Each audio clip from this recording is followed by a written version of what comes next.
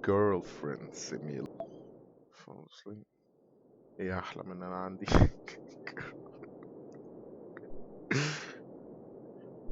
The pain when it hits me is intense. It comes on so suddenly. I feel like I'm going to be sick. It hurts more than I thought it would. It hurts more than I can endure. It hurts. It hurts. It hurts. But then a miracle happens. My vision turns white. My lungs spasm in one last desperate gasp. And then there's nothing. I'm finally free. I thought it would be scary, which is why I trembled so much. But I think I'm getting used to it now. It's not that bad, really, not existing. There are worse things you can do than disappear.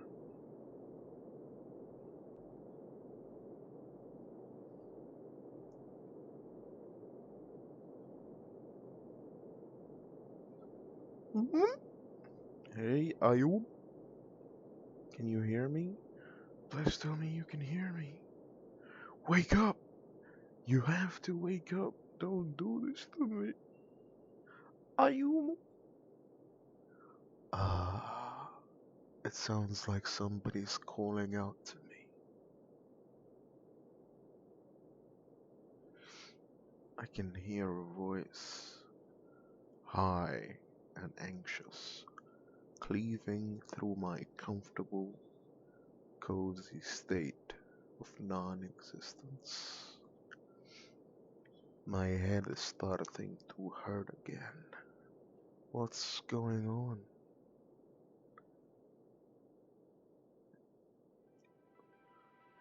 I open my eyes slowly, groggily, and glance upwards.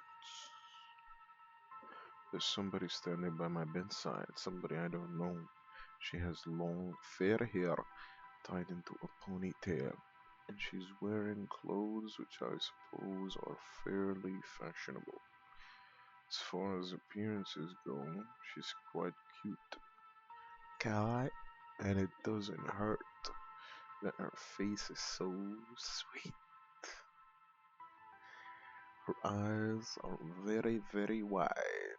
Her iris is indigo. Her nose is small and snub. It's an anime girl. Her lips pale pink like cherry blossom, and they're parted in what I suppose is concern.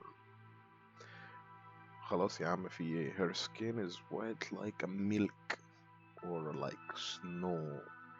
Her fingers slender. She's slender in general, really, so much so it looks like a gust of wind could blow her away.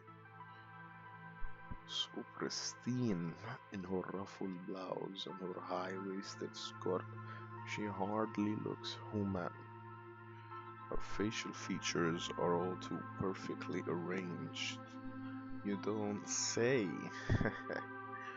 Can't see a single blemish on her skin. She's almost too pretty.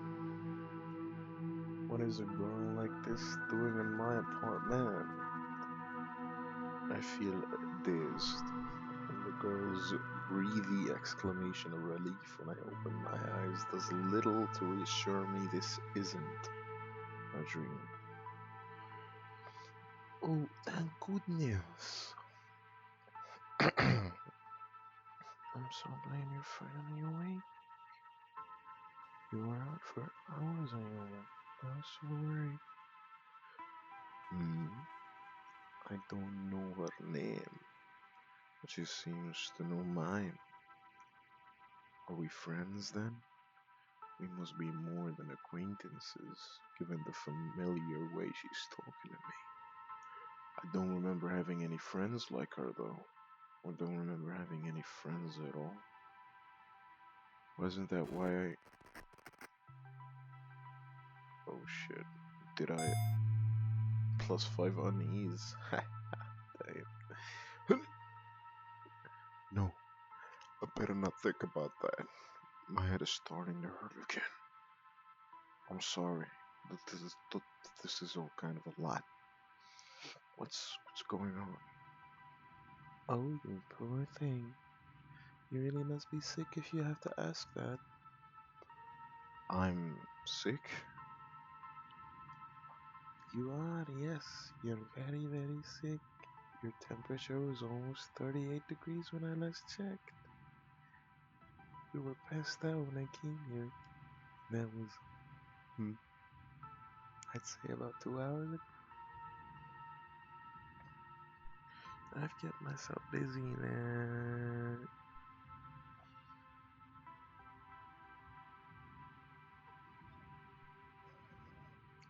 I'm glad you decided to call me this morning. I need to think of you suffering on your own. You were so hot. I was even thinking I might have to call the hospital. The hospital?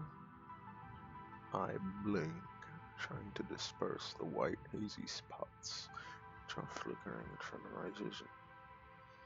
My apartment is shifting, and so is the girl's concerned face. Feels a bit like my reality is being filtered through an old VCR player. Everything just keeps juddering. Am I really sick? You look pretty sick, yeah. Though you haven't actually been sick, thank goodness. That's a relief. Seems like your fever might be breaking now. Though you sound pretty lucid. Maybe I should test you though? Test me. How many fingers am I holding up? 5. Just one? That's right. And now? That's what. Good, good. I'm glad there's no problems in your patient. What's your favorite food? Pork cutlet. Yeah, that's. And your favorite book? It's a light novel series actually. I love Elf Forest by Tsushimi Rui. Right. And your birthday? That's October 6th, I think. Very good. And my birthday is um crap. I don't know the answer to this. Not that this should come as too much of a surprise. How am I supposed to know this girl's birthday when I don't even know her name? I pondered for a few moments, my expression contorting. The girl must see my obvious distress because eventually she takes pity on me. Sandy Ayomo. You've always been so bad about birthday. My birthday is only a few days before yours, on October 1st. Don't forget it, alright? Maybe you ought to make a note of it. It might come in handy later. When exactly? When you want to buy me a birthday present. Duh, for being such a great girlfriend. The girl giggles. And what about my name? Don't tell me you've forgotten that too. You are. You are a piece of sh. It's here that I begin to struggle. I thought I might recognize this girl's name the more time passed, but We've been talking for a few minutes, and that still hasn't happened. I can't recall her name for the life of me. It isn't even on the tip of my tongue. The girl frowned. Well, that's not good. I don't know what to mean. Maybe I was jumping the gun at me. Jeez. Imagine forgetting your own girlfriend. Uh-huh. Now that's a surprise if I've ever heard one. You're my girlfriend. That's right. I'm Nagi, and we've been together for a month already. You gotta be shitting me. We weren't talking to each other for longer than that, though, of course. We've only been going out for a little bit, though I thought you recalled at least that much. Piece of shit, I thought I was special here. I am. Oh, great, now she's pouting at me. And it's quite effective, actually. What should I do? I should tell her that I don't remember you. I'm sorry, but even if you are my girlfriend, I don't remember you at all. Are we really a couple? Holy shit. Well, of course we are. Plus 5 uneasy. I am uneasy right now, Nagy. Please get the fuck out of my shit.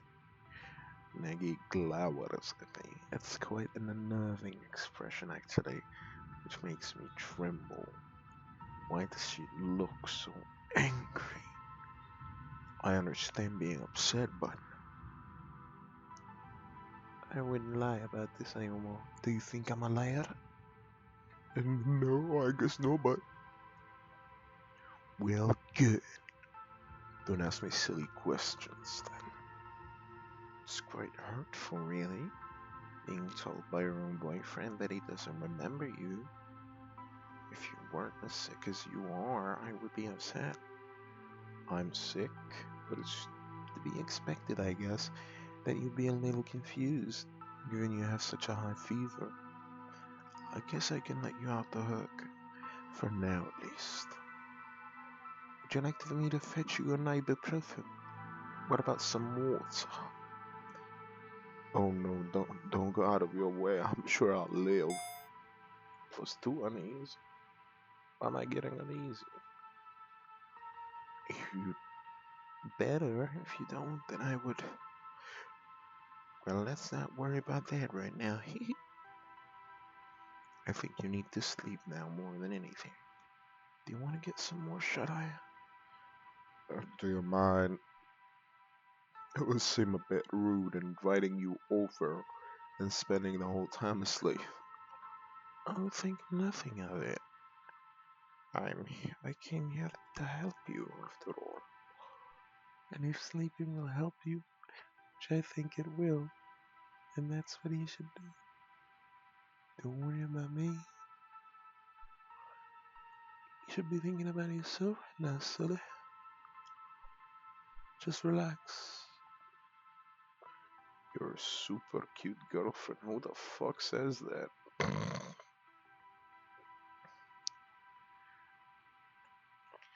I'm not gonna leave until we've got that fever of yours under control. And that frown turned upside down. Right. Like his voice is high pitched. Well, I can tell. Is that rebel? And it hits me like a freight train. It's relentless. My God, I can only get so erect. I'm not sure if listening to her spiel is making me feel much better. Bars. My head is still aching. Though I suppose I appreciate how determined she is to cheer me up. I still can't quite recall having a girlfriend, especially not one this devoted, but especially not one this devoted. But well, whatever. I'm sick, man. I must be confused. Like Maggie said, I shouldn't pay too much heed. I yawn. Tears began to bead in the corners of my eyes. I am crazy. Obediently, my eyelids begin to fall shut. I feel so tired. Yes.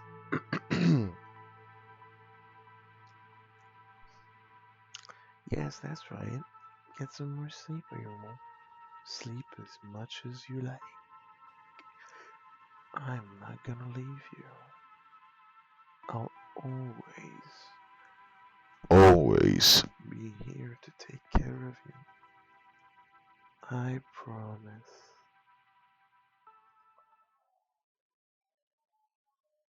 I'm not sure how long I sleep for, but when I wake up, I feel distinctly groggy. I blink, attempting to disperse the white spots that are scattered in front of my vision. The back of my head is still pounding. I still feel out of it, regardless of how much I've slept. Which might be why the sight of a girl sitting at my bedside shocks me. It takes me a few moments before I realize that I've seen her before. She was sitting next to me the last time I woke up. She said her name was Nagi? That's right. It's good to see you awake, Ayumu. We were out of it for ages. You really must be tired. Ah, well, that answers one question I had. I was wondering how long I'd been asleep. I'm I'm pretty tired, yeah. I look at my bedside table searching for my digital alarm clock, but I can't find it. I'm uneasy. Now that's funny. I was sure I had a clock there, though I don't recall using it very much, not in the last few months. What the fuck were you doing? At least I didn't have any need for it. Hmm. I need to check like mate. Did I throw it out? I don't remember doing that. I'm +1 uneasy. I don't remember much of anything. Ooh. Nagi must have noticed my expression twisting because she frowned. Is something bothering you? You're not in any pain, are you? Oh no, I'm fine. I just wanted to know what time it was if you know. The time, hmm? I think about it's about midday. You woke up at 9, but you've been sleeping the last 3 hours. 3 hours? That's quite a lot. Yeah, you were asleep for a while. Like I said, you poor motherfucker. You've been laid very low indeed. But don't worry. I've not been hanging around doing nothing these last 3 hours. I actually made some rice porridge for you. Don't to shore up your sink. You did. I don't see any rice porridge. I did, yeah. It's still in the kitchen. Let me warm it up for you. Maggie rises to her feet, the hem of her skirt fluttering, then sets off. I hear the sound of distant clattering in the kitchen, or pots and pans, and then the shuffle of returning footsteps. Nagi is wearing indoor slippers, so her feet don't make very much noise. Her footsteps are cushioned. I guess she doesn't want to get my floor dirty, not that it matters. My floor is filthy, just like the rest of my room. It should be at least, but my surrounding looks tidier than I remember. My alarm clock isn't the only thing I see that's gone missing while I've been asleep. Ta-da!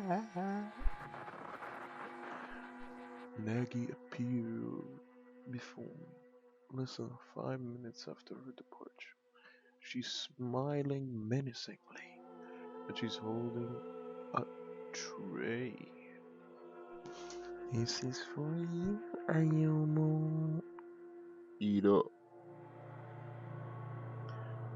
On the tray which Nang is now thrusting inside me, there is a bowl of warmed up rice pudding from which steam is gently exuding, and a cup of herbal tea.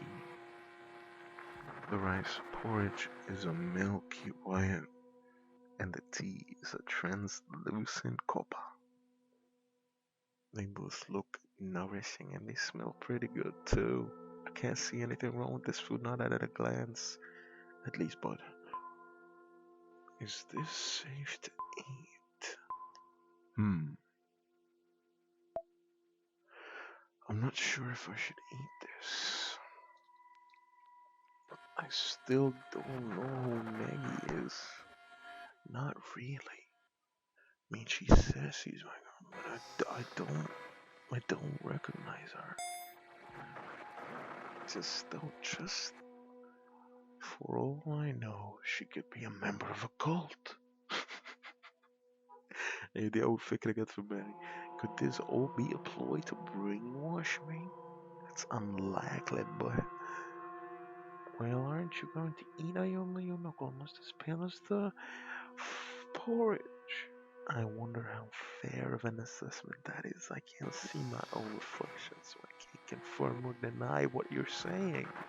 I wouldn't be surprised if it is true, though. I do feel pretty rotten. Ik ken me die smerig tot wish I might wish. I don't know what to make of Nagi's hospitality or of Nagi herself for that matter, but perhaps I'd be better off going along with what she wants. I don't want to upset her. What do I even have to be suspicious of anyway? Am I afraid that Nagi may have sneaked a razor blade into my food? That would be ridiculous. I'm not thinking clearly. Ayumu, don't you like porridge? Oh, oh no, it looks really good. I'm sure it'll be delicious. Aren't you gonna eat it then? It'll be cold. It'll go cold if you keep it dilly-dallying, silly. Right. I'll try a bit of it. Thank you, Nagi.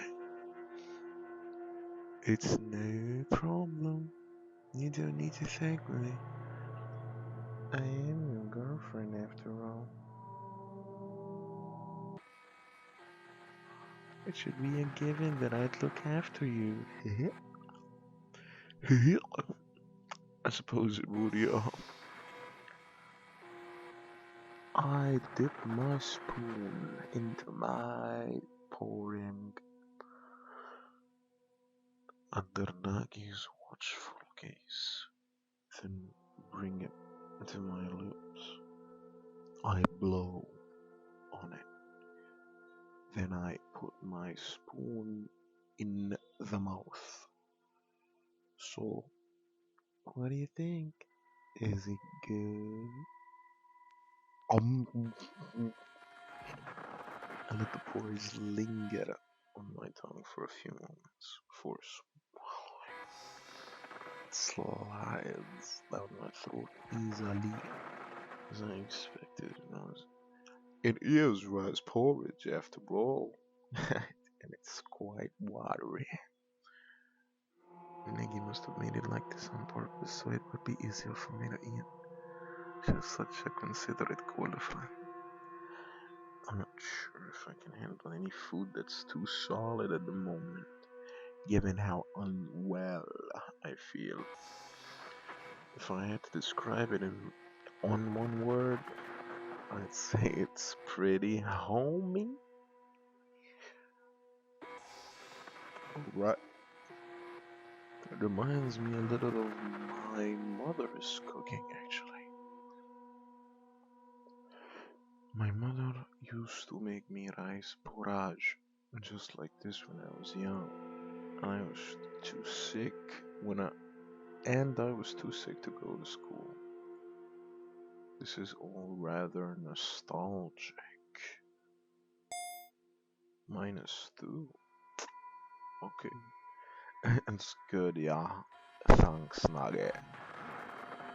I'm glad to hear it. I know my cooking isn't best, but I've been trying. I want to get better. All for your sake. Uh, why don't you finish it? You gotta get a little more food in you. Aye, Captain. I'll do my best. I prefer nurse over captain. The latter sounds a little too nautical. Yeah. But whatever floats your boat. I finished the rest of my porridge and washed it down with a cup of herbal tea. The tea wasn't as hot as I was fearing, and it doesn't scald my tongue. It's quite soothing. I wonder what exactly is in that tea. As I'm feeling a little bit dizzy. Where did Nagi get it? I don't recall buying any leaf. Loose leaf. I'm not a big tea drinker. I don't feel so good. Maybe she brought it over from her house.